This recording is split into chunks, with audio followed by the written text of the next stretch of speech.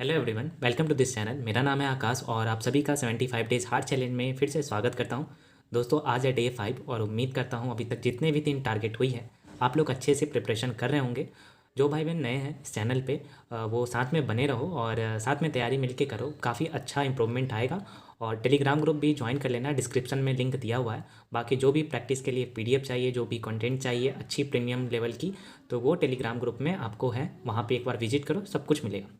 तो चलो in target की अब बात कर लेते हैं। इंग्लिश में आपको रीडिंग में टॉपिक टू बी रीड करके एक वेबसाइट है, उस पर जाके आप आर्टिकल कोई भी पढ़ सकते हो, एक आर्टिकल पढ़ना।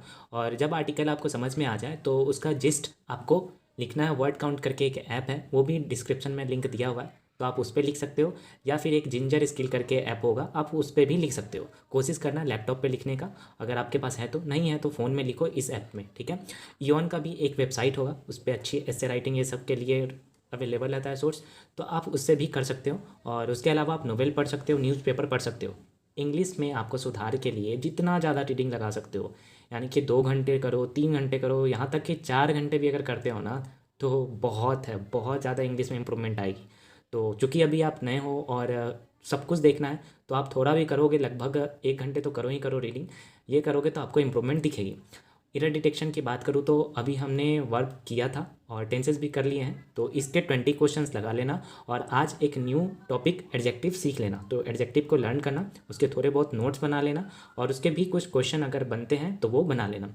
आरसी में आज आपको 1 करनी है प्री लेवल की, एंड 1 मेंस लेवल के भी देखो कि किस तरीके के आते हैं, आप कंप्रीहेंड कर पा रहे हो कि नहीं, चीज़ें समझ पा रहे हो कि नहीं, तो वो देखना। जो भी प्रैक्टिस के लिए आपको पीडीएफ चाहिए आप टेलीग्राम ग्रुप में देख लेना, वहाँ पे आपको मिल जाएगा। पैराजंबल आपको 3 क्वेश्चंस लगाने हैं। और स्टार्टर्स एंड कनेक्टर्स आज आपको एक न्यू टॉपिक सीखना है इंग्लिश में, जो आपको हेल्प करेगा पैराजंबल में भी, और मेंस में काफ़ी पूछे जाते हैं, तो ये कर लेना। और वो कैब आप अभी वर्ड पावर मेड इजी से ही करो, जब 42 सेक्शन ख़त्म हो जाए फिर आप वो कैब द हिंदू से या जो भी आप रीड करोगे उसमें से करते चले जाना। पहले रूट वर्ड्स ख़त्म कर लो, जितना जल्दी हो सके कर लो, फिर करना। और जो रिपीटर्स हैं, जो बिगनर है वो तो ये सब प्रैक्टिस कर लेना, और जो रिपीटर्स है वो निमिषा मैम का जो चेकलिस्ट मैंने बता रखा है तो वो कर लेना। और उसके अलावा क्वांट की बात करूँ तो क्वांट में आप स्पीड मैथ्स में आपको लर्न करनी है 2 से लेकर 30 तक टेबल, स्क्वायर 2 से 50 तक, इसके ऊपर सीखना। कैलकुलेशन इसलिए ज़रूरी है क्योंकि आरआरबी क्लर्क में एंड आरआरबी पीओ में ज़्यादातर स्पीड मैथ्स पे बहुत कैलकुलेशन हमको देखने को मिलेगा, डीआई में मिलेगा। तो जितना जल्दी आप इन सब चीज़ों को ग्रैब करोगे और उसके बाद अरिथमेटिक पे जाओगे, उतना ज़्यादा आप ले सकते हो अटेम्प्ट और मार्क्स भी, क्योंकि इसमें सिर्फ 2 ही सेक्शन होते हैं प्री में, एक रीजनिंग और एक क्वांट। तो इसमें जितना ज़्यादा अच्छा करोगे आपका प्री आसानी से निकल जाएगा। तो ये कर लेना अच्छे से। परसेंटेज टू फ्रैक्शनल वैल्यू याद कर लेना, और कैलकुलेशन में आप स्पीड मैथ्स या मैथ ट्रिक्स ऐप पे आप प्रैक्टिस कर लेना कैलकुलेशन की। सिंप्लीफिकेशन में आज आपको 50 क्वेश्चंस लगाने हैं, और क्वाड्रेटिक इक्वेशन कल आपने कुछ कॉन्सेप्ट सीखे हैं, वो अभी भी बाकी होगा, वो सीखते हुए आपको 50 क्वेश्चंस उसके भी लगाने हैं। और डीआई में आपको 3 सेट्स लगाने हैं, ये आप 2 लाइन चार्ट का और एक बार ग्राफ का जरूर लगाना। ये आप कौशिक सर या हर्षल अग्रवाल सर या फिर आशीष अरोरा सर से कर लेना, बहुत अच्छा पढ़ाते हैं ये सारे एजुकेटर्स, तो इनसे आप कर लेना। वाईटी पे ही आपको सब मिल जाएगा, समझो तो एक पेड लेवल का कंटेंट उन्होंने वाईटी पे करा रखा है, तो ज़रूर कर लेना यहाँ से। रीजनिंग की बात करूँ तो रीजनिंग में आपको इनइक्वालिटी आपने सीख लिया है, तो 10 अब लगाना प्री लेवल के, और कोडेड इनइक्वालिटी आप मेंस लेवल का सीखते चलो, आप संजय सर से सीख सकते हो। और सीखने के बाद 10 क्वेश्चन उसके भी लगाना। पजल में आपको 10 सेट्स लगाने हैं, जिसमें 8 प्री और 2 मेंस करने हैं।